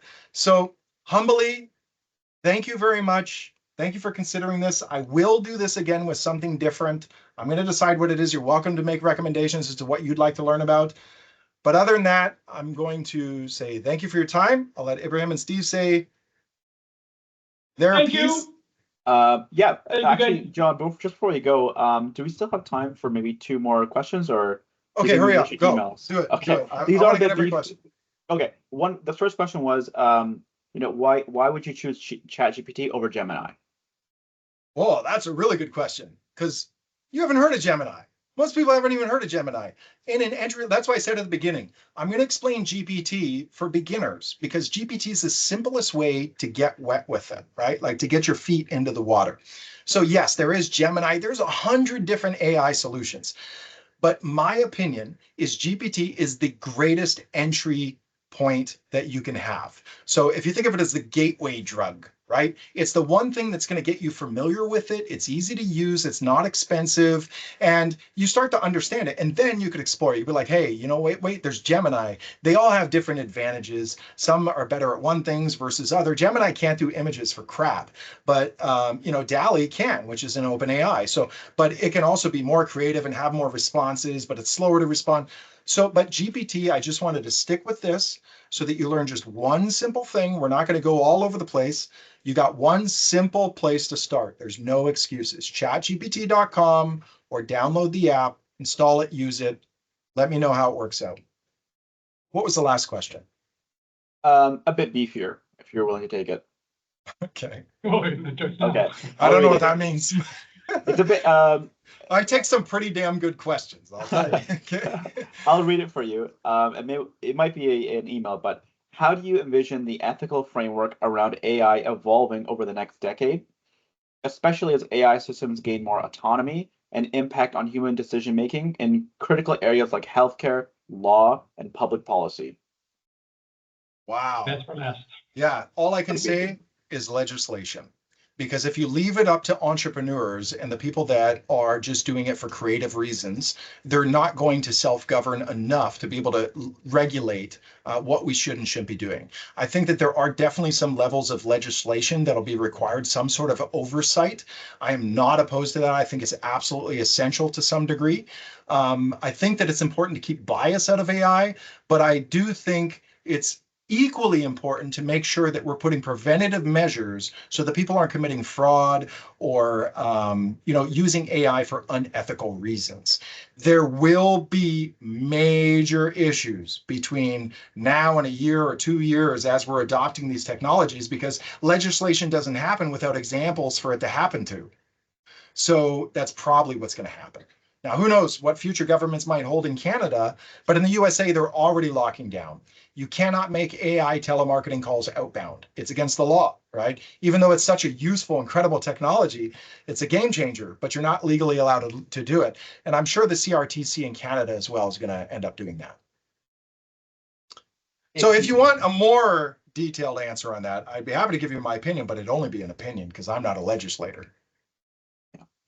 I just want to briefly go over one of our polls. When I took a poll about the concerns about GPT, the number one concern is privacy. I know you went over that. I also like to mention that some of you may see Apple Intelligence rolling around automatically onto your iPhone if you have a 15 or up. And this is just with the new update. 15 Pro Max.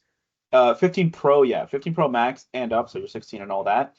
And what I do want to mention is that Apple has indicated that the processing of those requests and all the data stays on the phone. So in this case with Apple, that data does not even reach Apple's server. It's all processed on the phone. So that's just one additional step that they've taken to ensure that your data is safe. Apple's very much about personal privacy, way more than Android, in my opinion. And them taking this step is a huge one. And people will criticize it because they're like, why are you getting in bed with OpenAI? But Apple's thinking about that. That's why they've made it local. Everything runs on the device because it's got the performance to support it. So they're using the technology, but it's all local. It's not being transmitted to the internet. Using GPT, like I said, if it's the free version, yeah, they're going to train on your data. They're not stealing all your information to harvest it. They're using what you teach it to help other people understand things too. But if you use the paid version, you create your own private ecosystem, which you do not have to worry the same way about it training on your information. So it's a much safer process. And if you're really concerned about privacy, there are other additional steps that you can take to protect your privacy while using AI as well. And so, oh, sorry. Do you have time for one? You want to make a note on one more thing? Go. Last one. Job displacement due to AI. What are your thoughts on that?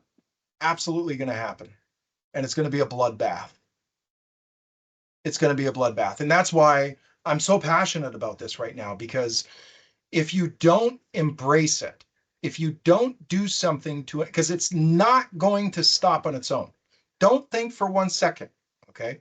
It's not going to disappear. It will adapt around you. You have to adapt with it. Being technology complacent in a world that is advancing at the speed of light is a recipe for obsolescence. There's no better statement for this.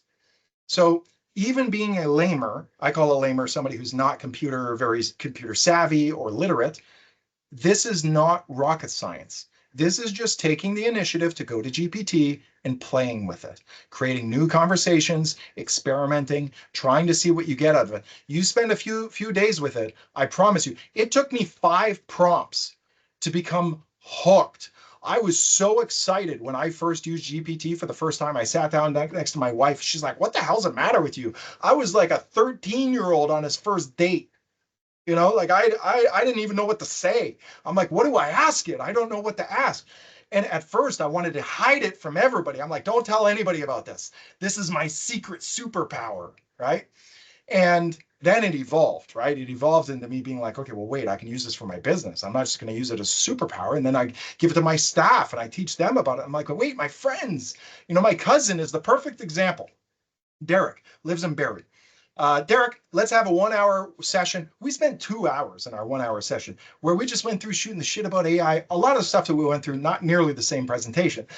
But he called me back a year later listing off how he's using AI right now in his business and how it's revolutionized the business that he works for because he's introduced it to the people that are there. And I'm like, okay, everybody's got to know about this now. I cannot keep this to myself. This is like, I felt passionate about at the time. Now I'm supercharged. So I'm using it for myself personally, for my business. My employees are using it. My friends and family are using it. And you should be using it too. Otherwise, you're going to be left behind. Let me just add one more thing regarding that, because me as your employee, when you say, oh yeah, job replacement definitely is going to happen, one might think I will be scared, but I'm not. And the reason is, this is the whole idea is not AI versus us human or our job. It's more about complementing each other. Using AI as a tool to enhance ourselves, enhance our learning or our expertise. So in my position as a technical support, I'm not afraid about ChatGPT answering support calls. I just pivot in a way that, okay, I'm going to train ChatGPT to answer support calls as accurate as possible. So I embrace it and use it, and I'm still a key part of the team. So it's more like about embracing it than fighting against it. And once you get the conversation going, you're gonna feel it right away. It's very comprehensive for you to grab it, so you're gonna feel it right away. Just want to add on that note. Okay, so not gonna hold you guys any longer. I've already gone way over our time limit. Thank you for your interest. Thank you for paying attention. Thank you for subscribing. If you ask me, how can I just say thank you? Okay, you don't have to do anything. But if you happen to go to Google and you happen to search Melo Technology and you happen to give me a review for our business, that would be wonderful. No pressure, okay? But if you enjoyed the experience, you felt like you valued this in some way, that is how you could say thank you to me. And also, if you have any needs, call us because we're here and we're happy to help. With that being said, I'm going to disconnect. I'm going to leave you with our parting AI song that we created today in 5 minutes. And I want to thank you so much for coming, and we'll talk to you soon. Thank you, guys. Have a great evening, guys. Thank you.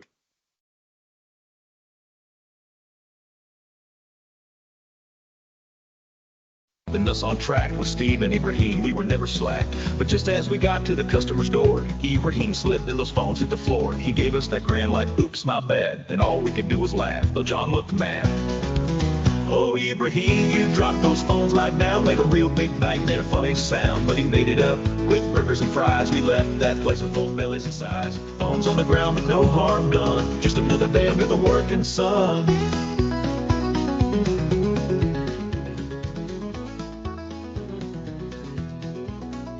Steve and I were chuckling hard as could be, while John just shook his head saying, man, you're lucky. Ibrahim said, lunch is on me, boys. So we cleaned up those phones, kept up the noise. We had a meal fit for a king, talking about work and everything, though the job got done a little late.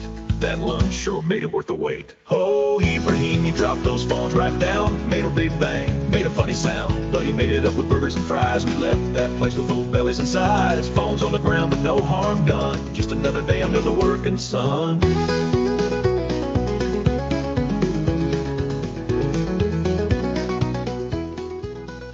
Steve and I were chuckling hard as could be, while John just shook his head saying, man, you're lucky. Ibrahim said, lunch is on me, boys. So we cleaned up those phones, kept up the noise. We had a meal fit for a king, talking about work and everything, though the job got done a little late. That lunch sure made it worth the wait. Oh, Ibrahim, you dropped those phones right down, made a big bang, made a funny sound, but he made it up with burgers and fries. We left that place with full bellies and sides. Phones on the ground, but no harm done. Just another day under the working sun. So here's to the team and here's to the boss, to the phones on the ground and no real loss. For every slip, trip, and clumsy fall, there's a laugh and a story for us all. Oh, Ibrahim, you dropped those phones right down, made a big bang, made a funny sound, but he made it up with burgers and fries. We left that place with full bellies and sides. Phones on the ground but no harm done. Just another day under the working sun. Yeah, phones on the ground, but we're still here with a good laugh, a good needle, some working cheer. So if you're ever clumsy, don't feel bad. Just remember Ibrahim and the time we all had.